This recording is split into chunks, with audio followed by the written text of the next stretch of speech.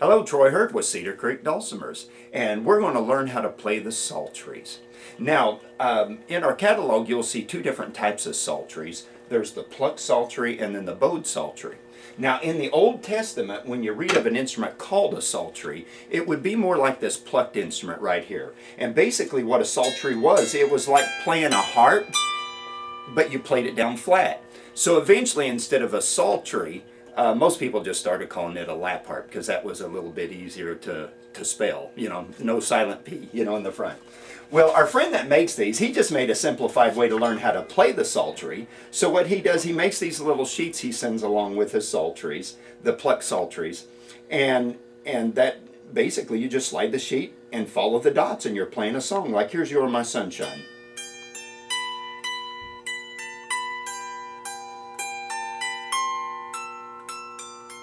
So that's all there is to learning the Pluck psaltery. Just slide a sheet, play a tune, slide in another sheet, play another tune. That's all there is to it. Now you can use your finger like I was doing just to pick it like they would a harp or originally the Pluck psalteries. But it'll come with a pick, so you can use a pick instead of your finger if you prefer. Now if you ever want to, if your skill level takes you past, the one-line playing, you can learn to do it like the old biblical Pluck psaltery or like a harp where you're actually adding some harmony to the song with another finger. And that's another reason why I like to use my finger when I play. So if I do want to add in a harmony, it's a little bit easier to do. And he'll actually have what he calls these advanced playing packs that if you would like to learn how to get harmonies out of your Pluck psaltery, to get a little bit more out of it that way. Well, the Europeans, sometime later, they took the old biblical Pluck psaltery, they redesigned it to this different shape. So now instead of picking to get to all the strings, with the new design, every string eventually comes to the edge of the instrument. So like when we're playing this note down here, it's actually this string in the center. When we're playing this note over here, it's actually this string over there. So every string can be hit somewhere close to the edge because of the new design. Well, at that point, instead of picking it like the Pluck psaltery to get a harp sound, they started using a bow on it, and that's why they actually designed it this way, so they could use a bow on it. So now instead of that harp sound, it's got a little more of a violin-y sort of sound to it. Real haunting tone to it. Now to make it a little bit easier for us to relate over to, they set it up like a piano. So on this side is like all the white keys of a piano. Right here at number 3, that would be starting like, say, middle C.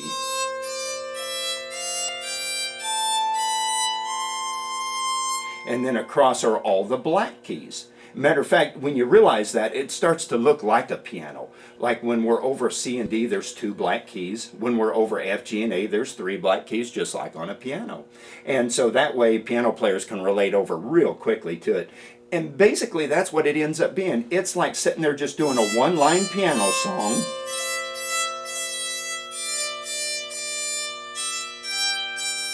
But instead of using our finger like on the Pluck psaltery, we're using the bow. Some people call it the simple man's violin because you get a violin effect with all the violin work. And I always say this is probably the closest I'm going to come to sound like I'm playing a violin. Now, if you notice on this one as well too, we got some numbers on the sides of it. Now, the reason why we did that is because this one side of your bowed psaltery is exactly the same thing as the mountain dulcimer line. So if you already have mountain dulcimer books and you already play a mountain dulcimer, you can actually use your mountain dulcimer books to play by. And so right here in the mountain dulcimer book, that'd be 0, 3, 4, or I'm sorry, 0, 1, 2, 3, 4, 5, 6, 7, and so forth, So in the mountain dulcimer book, Amazing Grace would go 0, 3, 5, 3, 5, 4, 3, 1, 0, and then 0, 3, 5, 3, 5, 4, 7, and so forth. So yeah, if you have a mountain dulcimer book, you can just use your dulcimer music and play by the number system. Of course, if you are a music reader, you can, of course, go by the notes as well, too, because the notes will be right there beside it. Now, this particular builder, they have their own little note chart things that they develop for it that you actually put underneath, so you'll know exactly where your notes are located. Now, some of the other builders don't include these with it, and so what we do in that respect, if the builder doesn't include them, we just put these little stickers beside it, and we put the notes there so you'll know where your notes are located. The idea is that after a while you don't even need those, because primarily you're just playing one line, so it doesn't take you too long to get pretty comfortable with it. Because like I say, once again, basically what you're doing is just like one finger piano playing.